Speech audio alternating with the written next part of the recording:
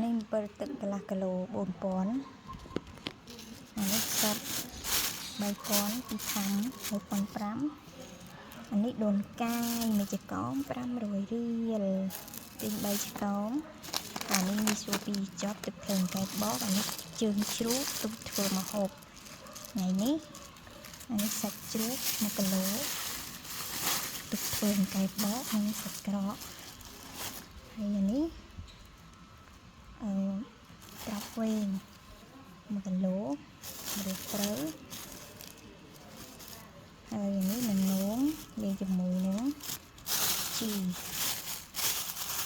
ជ្រក់អានេះខ្លាញ់ជ្រូក1គីឡូទុកធ្វើកែបបកមួយសាច់ក្រកជា